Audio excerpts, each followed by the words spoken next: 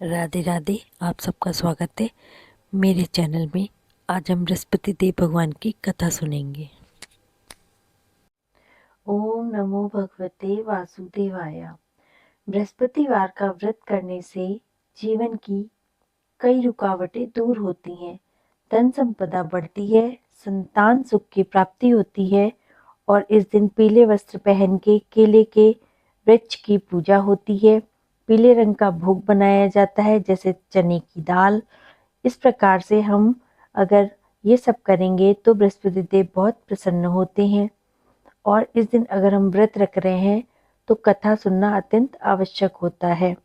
इसके लिए सुबह उठ के सबसे पहले स्नान करके हमको मंदिर को साफ करना है और पीले रंग के वस्त्र पहन के हमको ओम नमो भगवते वासुदेवाय मंत्र का जाप करना है। केले के पेड़ में जल चढ़ाना है और पूजा करनी है, दीपक जलाना है। और अब हम सुनेंगे कथा। इस दिन भगवान विष्णु की पूजा की जाती है और उन्हें प्रसन्न करने के लिए पीले रंग के वस्त्र, फल, फूलों का उपयोग किया जाता है। साथ ही साथ बृहस्पति देव को ज्ञान, बुद्धि और धर्म का कारक मान के उनकी आराधना भी की जाती है। इस दिन भगवान विष्णु की पूजा करने से घर में सुख, संपत्ति, समृद्धि और शांति आती है। ये देवताओं के गुरु हैं जिनकी पूजा से ज्ञान और भाग्य में वृद्धि होती है। गुरुवार वाले दिन पीला रंग विशेष महत्व रखता है। इस दिन पीले वस्त्र पहनना, चने की दाल, पीले फूल चढ़ाना शुभ माना जाता है। और इस दिन केले के पेड़ की पूजा करना, भगवान विष्णु के सामने दीपक जलाना बहुत ही फलदायी माना जाता है। बृहस्पतिवार व्रत कथा इस प्रकार है। भारतवर्ष में एक प्रतापी और दानी राजा राज्य करता था। वह नित्य गरीबों और ब्राह्मणों की सहायता करता था। यह बात उसकी रानी को अच्छी नहीं लगती थी। वह ना तो गरीबों को दान देती थी और न ही भगवान का पूजन करती थी। राजा को भी दान करने से मना किया करती थी। एक दिन राजा शिकार खेलने वन को गए हुए थे तो रानी महल में अकेली थी। उसी दिन बृहस्पति देव साधु वेश में राजा के महल में भिक्षा के लिए गए और भिक्षा मांगी तो रानी ने भिक्षा देने से इनकार कर दिया और कहा, हे साधु महाराज, मैं तो ऐसे दान पुण्य से तंग आ गई हूँ। मेरा पति सारा धन लुटाते रहते हैं। मेरी इच्छा है कि सारा धन नष्ट हो जाए, फिर ना रहेगा बांस और ना बजेगी बांसुरी। साधु ने कहा, देवी तुम तो बड़ी विचित्र हो। धन संतान तो सभी चाहते हैं, पुत्र और लक्ष्मी तो पापी के घर भी होने चाहिए। यदि तुम्हारे पास अधिक धन है तो भूखों को भोजन दो, प्यासों के लिए प्याऊ बनवाओ और मुसाफिरों के लिए धर्मशालाएं खुलवाओ। जो निर्धन कुंवारी कन्या है उनका विवाह करवाओ। ऐसा करो तो तुम्हारा यश लोक परलोक में फैलेगा। परंतु रानी को ये सब बातों का कोई प्रभाव नहीं पड़ा। वह बोली, महाराज आप मुझे कुछ ना समझाएं। मैं ऐसा धन नहीं चाहती हूँ जो हर जगह बांटती फिरूं। साधु ने उत्तर दिया कि यदि तुम्हारी ऐसी इच्छा है तो तथास्तु। तुम ऐसा करो, बृहस्पतिवार के दिन घर को लीप कर पीली मिट्टी से अपना सर धो लो, स्नान करो और कपड़े धो। ऐसा करने से सारा धन नष्ट हो जाएगा। इतना कहकर साधु महाराज वहां से आलोप हो गए। साधु के कहे अनुसार रानी को केवल 3 ही बृहस्पतिवार बीते थे कि रानी की समस्त धन संपत्ति नष्ट हो गई। भोजन के लिए राजा का परिवार तरसने लग गया। तब एक दिन राजा ने रानी से बोला कि ये रानी, तुम यहीं पे रहो, मैं दूसरे देश को जाता हूँ, क्योंकि यहाँ पे सभी लोग मुझे जानते हैं, इसलिए मैं कोई छोटा कार्य नहीं कर सकता। ऐसा कहकर राजा परदेश चला गया। वहां वह जंगल से लकड़ी काट के लाता और शहर में बेचता। इस तरह वह अपना जीवन व्यतीत करने लगा। इधर राजा के परदेश जाते ही रानी और दासी दुखी रहने लग गए। एक बार जब रानी और दासी को 7 दिन तक बिना भोजन के रहना पड़ा तो रानी ने अपनी दासी से कहा कि हे दासी, पास के ही नगर में मेरी बहन रहती है। वह बहुत ही धनवान है। तुम उसके पास जाओ और कुछ ले आओ ताकि थोड़ा तो गुजर बसर हो पाए। दासी रानी की बहन के पास गई। एक दिन जब वो जाग गई, उस दिन गुरुवार था। रानी की बहन उस समय बृहस्पतिवार व्रत की कथा सुन रही थी। दासी ने रानी की बहन को अपनी रानी का संदेश दिया, लेकिन रानी की बहन ने कोई उत्तर नहीं दिया। तब दासी को रानी की बहन से जब कोई उत्तर नहीं मिला तो वह बहुत दुखी हुई और उसको क्रोध भी आया। परंतु वह वापस आ गई और अपने भाग को कोसने लगी। जब रानी की बहन वापस आई तो रानी की बहन ने आकर के ये बोला कि बहन, उस दिन जिस दिन तुम्हारी दासी आई थी उस दिन मेरा उपवास था, तो हम कुछ बोलते और बोलते नहीं है। इसलिए मैंने उससे बात नहीं करा और वो दुखी हुई होगी।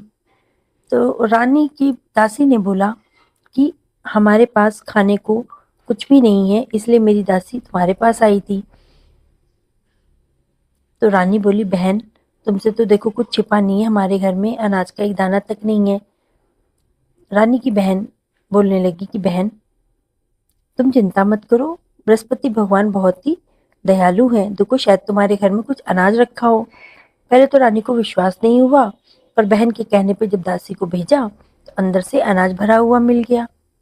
यह देख के दासी को बड़ी हैरानी हुई। दासी रानी से कहने लगी, हे रानी, जब हमको भोजन नहीं मिलता है हम तब भी तो व्रत ही करते हैं, इसलिए क्यों ना हम इनसे व्रत की कथा और विधि पूछ ले, ताकि हम भी इस व्रत को करें। तब रानी ने अपनी बहन से बृहस्पतिवार व्रत के बारे में पूछा। तो रानी की बहन ने बताया कि बृहस्पतिवार वाले दिन चने की दाल और मुनक्के से भगवान विष्णु का केले की जड़ में पूजन करें, दीपक जलाएं, व्रत की कथा सुने अथवा सुनाएं, पीला भोजन करें, पीले वस्त्र पहने, इससे बृहस्पति देव प्रसन्न होते हैं। व्रत और पूजन विधि बता के रानी की बहन अपने घर लौट गई। 7 दिन के बाद जब गुरुवार आया तो रानी और दासी ने व्रत रखा। और साल में जाके चना और गुड़ लेके आ गई, फिर उससे केले की जड़, तब विष्णु भगवान जी की पूजा करी। और पीला भोजन कहाँ से आता, इस बात को लेके दोनों बहुत ही दुखी थी। क्योंकि उन्होंने व्रत किया था तो बृहस्पति देव उनसे प्रसन्न हो गए और एक साधारण व्यक्ति का रूप लेकर के 2 थालों में सुंदर पीला भोजन दासी को दे गए। भोजन पाके दासी प्रसन्न हुई। फिर रानी और दासी ने मिलकर भोजन ग्रहण किया। उसके बाद वे सभी गुरुवार के व्रत और पूजन करने लगी। बृहस्पतिवार भगवान की कृपा से उनके पास फिर से धन संपत्ति आ गई, परंतु रानी फिर से पहले की तरह आलस करने लगी। तब दासी ने बोला, देखो रानी, तुम पहले भी इसी प्रकार आलस करती थी और तुम्हें धन रखने में कष्ट होता था, इस कारण सभी धन नष्ट हो गया था। अब तुम फिर से बृहस्पति भगवान ने जब धन दिया है तो फिर से आलस कर रही हो।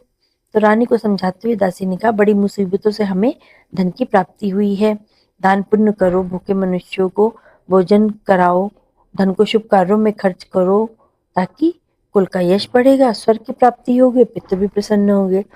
दासी की बात मान के रानी अपना धन शुभ कार्यों में खर्च करने लगी, जिससे पूरे नगर में उसका यश फैल गया। बृहस्पतिवार वाले दिन व्रत करने से उसको उसकी सारी मनोकामनाएं पूर्ण हो गई। एक दिन राजा दुखी होकर जंगल के में बैठा हुआ था। उसकी दशा को देख के बहुत ही ज्यादा दुख हो रहा था। बृहस्पतिवार का दिन था।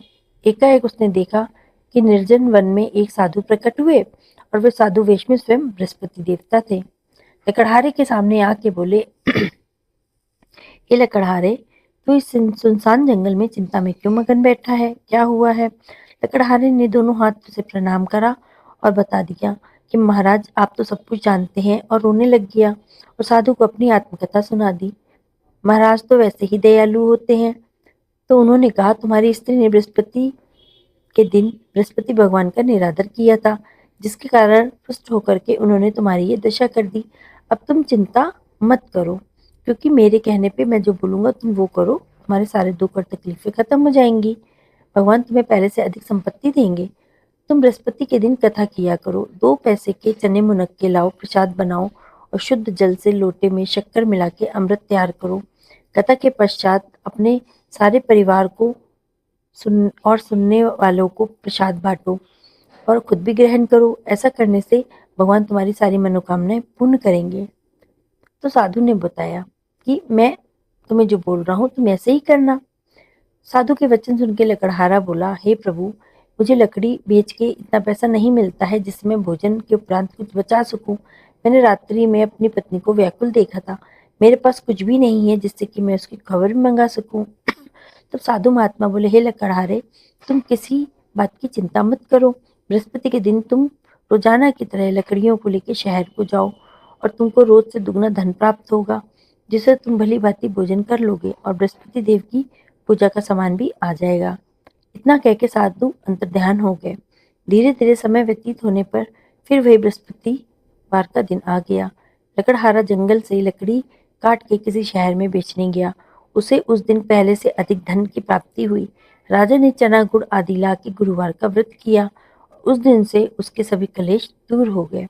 परंतु जब दोबारा गुरुवार का दिन आया तो वो व्रत करना भूल गया। इस कारण बृहस्पति भगवान नाराज हो गए। उस दिन उस नगर के राजा ने घोषणा कराई कि कोई अपने घर पे भोजन नहीं बनाएगा, सब महल आएंगे और खाना खाएंगे। इस प्रकार से जो मेरी बात नहीं मानेगा उसको फांसी की सजा दे दी जाएगी। और ये घोषणा पूरे नगर में करवा दी गई। राजा की आज्ञा के अनुसार शहर के सभी लोग भोजन करने के लिए गए, लेकिन लकड़हारा कुछ देर से पहुंचा, इसलिए राजा को उसको अपने साथ घर लेवाना पड़ गया।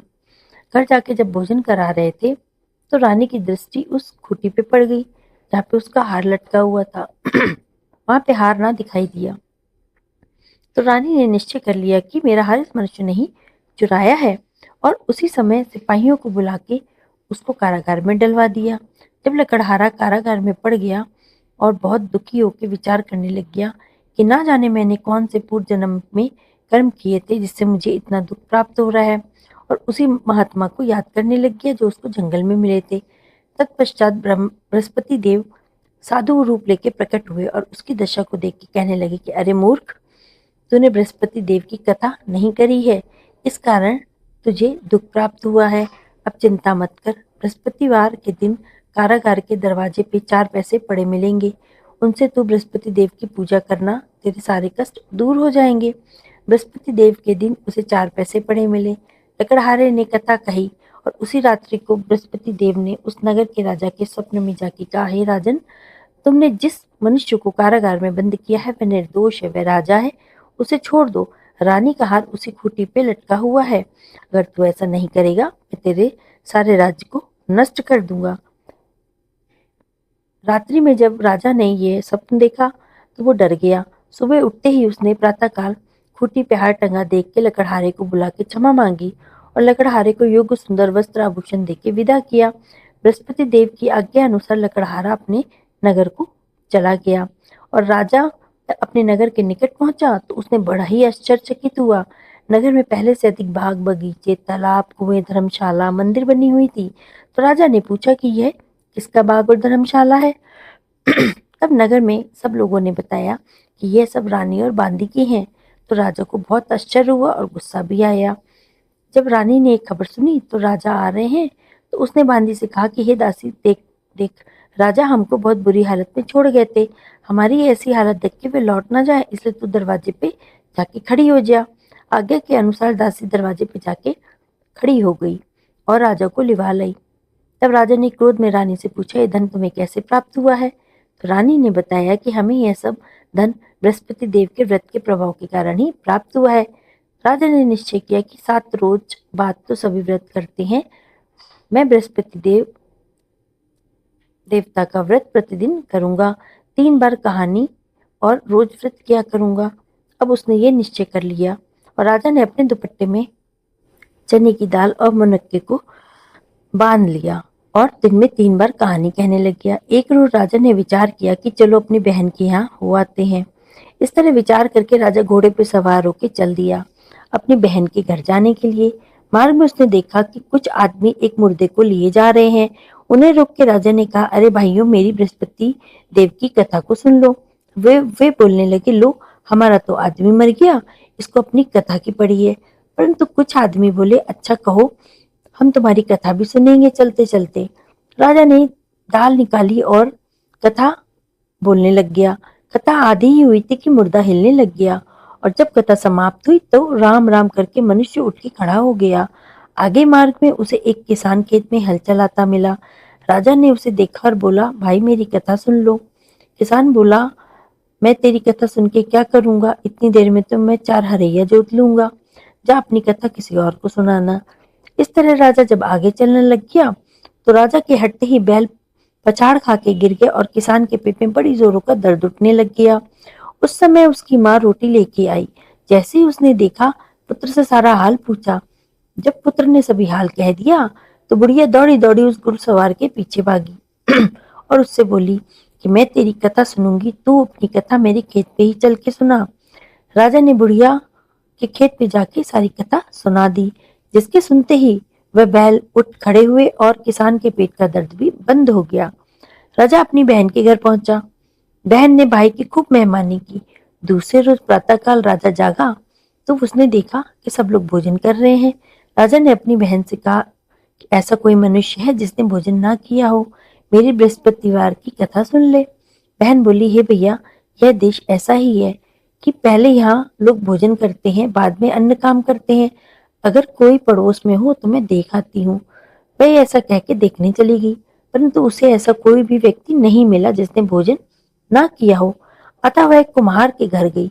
इसका लड़का बीमार था और उसे मालूम हुआ कि उसके यहाँ 3 रोज से किसी ने भोजन नहीं किया है। रानी ने अपने भाई की कथा सुनने के लिए जब बोला तो कुम्हार तैयार हो गया। राजा ने जाके बृहस्पतिवार की व्रत कथा सुना दी। इस तरीके से कुम्हार का लड़का तुरंत ठीक हो गया और राजा की प्रशंसा करने लग गए। एक रोज राजा ने अपनी बहन से कहा कि बहन, चलो घर चलते हैं, तुम भी तैयार हो जाओ। तो राजा की बहन ने अपनी सास से पूछा। सास ने कहा, हाँ हाँ चली जा, लेकिन कोई बालक नहीं जाएगा क्योंकि तेरे भाई की कोई औलाद नहीं है। बहन ने अपने भाई से कहा कि हे भैया, मैं तो चलूंगी पर कोई बालक नहीं जाएगा। तो राजा ने बोला, जब कोई बालक ही नहीं जाएगा तो तुम जाके क्या करोगी। बड़ी दुखी मन से राजा अपने नगर को लौट आया। राजा ने अपनी रानी से कहा, हम निर्वंशी राजा हैं, हमारा मुख देखने के लिए धर्म नहीं है। खुद भोजन भी नहीं किया और उदास होके बैठ गया। रानी बोली, हे प्रभु, बृहस्पति देव ने हमें सब कुछ दिया है, वह हमें औलाद भी अवश्य देंगे। उसी रात को बृहस्पति देव ने राजा से स्वप्न में कहा, हे राजा, उठ, सभी सोच को त्याग दे, तेरी रानी गर्भ से है। राजा की यह बात सुन के वो बहुत ही खुश हुए। 9वें महीने में उनके गर्भ से एक सुंदर पुत्र की प्राप्ति हुई। जब राजा ने बोला, हे रानी, स्त्री बिना भोजन के रह सकती है पर बिना कहे नहीं रह सकती है। जब मेरी बहन आवे तो तुम उससे कुछ मत कहना। रानी ने हाँ कह दिया। परंतु जब राजा की बहन आई तो रानी ने बोल दिया कि घोड़ा चढ़ के तो नहीं आई, गधा चढ़ी आई। तब राजा की बहन ने बोला कि भाभी, मैं अगर इस प्रकार ना कहती तो तुम्हें औलाद कैसे होती। बृहस्पति देव ऐसे ही हैं, जिसके मन में जैसी कामना होती सबको पूर्ण करते हैं। जो सद्भावना पूर्वक बृहस्पति वार का व्रत करता है, कथा सुनता अथवा कहता है, दूसरों को सुनाता है, बृहस्पति देव उसकी सभी मनोकामनाएं पूर्ण करते हैं। बृहस्पति देव भगवान की जय। आपको मेरे चैनल में हर तरह की व्रत कथा, आरती, पूजा विधि और पूजा का शुभ मुहूर्त, पारण का समय सब बताया जाता है। अगर आपको मेरा चैनल पसंद आ रहा है तो उसको लाइक, शेयर और सब्सक्राइब करिएगा। ओम नमो भगवते वासुदेवाय।